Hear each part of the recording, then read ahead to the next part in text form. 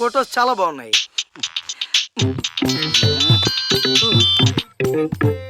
Hello, sentiment Shankar ఇక్కడ, future director. ఏమండి, మన సినిమాకి శంషాబాద్ టెంపుల్ వద్దని చెప్పాను కదా, సంగీ టెంపుల్ బుక్ చేయండి.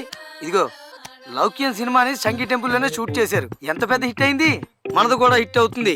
ఇంకో విషయం ఏంటంటే మాంత్రికుడి క్యారెక్టర్ ఉంది. ఇప్పుడు మంగళ సినిమాలో మాంత్రికుడు మనకు వద్దండి, ఆ మగధీర సినిమాలో మాంత్రికుడు ఉన్నాడే, ఆయన బుక్ చేయండి. మగధీర ఎంత పెద్ద హిట్, మన సినిమా ఇంకా పెద్ద హిట్. దాన్నే సెంటిమెంట్ అంటారు.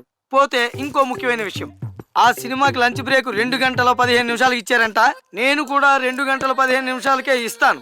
ఆ సినిమా హిట్, మన cinema super duper hit.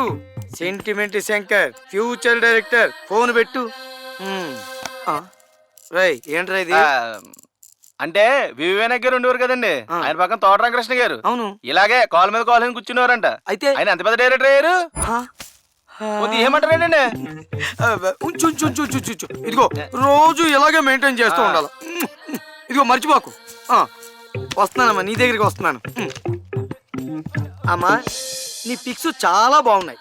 Pics లో నీ లుక్స్ ఇంకా అదిరిపోయాయి. నీ పేరేంటో చెప్పలేదు. గీత. గీత?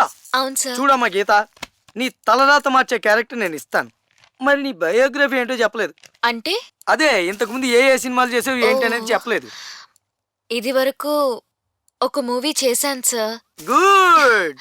కానీ మధ్యలోనే ఆగిపోయింది. బ్యాడ్. రేయ్, అర్జెంట్ గా అమ్మాయిని ఇక్కడి నుంచి వెళ్ళిపోమని చెప్పు.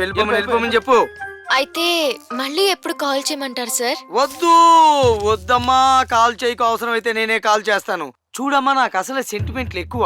సెంటిమెంట్ కోసం అడ్డమైన ఆయింట్మెంట్లు రాసుకునే రకాన్ని. నేను సినిమా చేశానండి, అది మధ్యలో ఆగిపోయిందండి. ఇంకో సినిమాలో లెగ్గెట్టానండి, ప్రొడ్యూసర్ గుండె ఆగిపోయాడండి. ఇలాంటివి చెప్పొద్దమ్మా. నా కర్మకాలి, నా సినిమా అయిపోయినప్పుడు నేను పిలిపించి యాక్ట్ చేయించుకుంటాను. సెంటిమెంట్ వర్కౌట్ అవుతుంది. ప్రస్తుతానికి వెళ్ళిపో. బాబోయ్.